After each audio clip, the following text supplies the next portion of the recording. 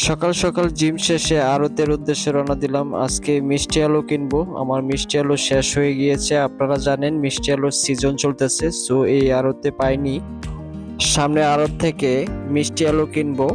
So আপনারা জানেন যারা বডি বিল্ডিং করে তারা কিন্তু নিয়মিত মিষ্টি আলু খেয়ে থাকে। মিষ্টি আলুতে প্রচুর পরিমাণে ভিটামিন রয়েছে, যা বাল্কিং এ মাসল গ্রো করতে সহযোগিতা করে। মিষ্টি আলুর উপকারিতা বলে শেষ করা যাবে না। মিষ্টি আলুতে প্রচুর পরিমাণে বিটা ক্যারোটিন আছে, যা আমাদের দেহে ভিটামিন এ তে পরিণত হয়। এই ভিটামিন চোখ ভালো রাখতে সাহায্য করে। বিটা ক্যারোটিনের অভাবে শরীরে রোগ প্রতিরোধ ক্ষমতা কমে যায়।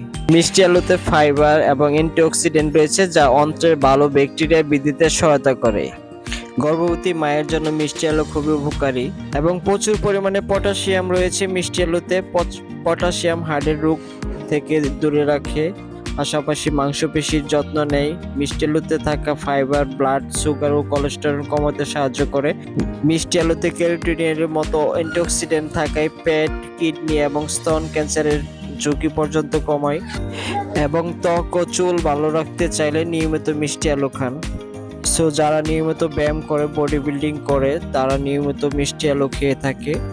মিষ্টি আলুর উপকারিতা বলে শেষ করা যাবে না। সো আপনারাও মিষ্টি আলু খাওয়ার জন্য চেষ্টা করবেন। এখন সিজন চলতেছে, নিয়মিত খাওয়ার জন্য চেষ্টা করবেন। ধন্যবাদ সবাইকে, ভালো থাকবেন, সুস্থ থাকবেন। আল্লাহ হাফিজ।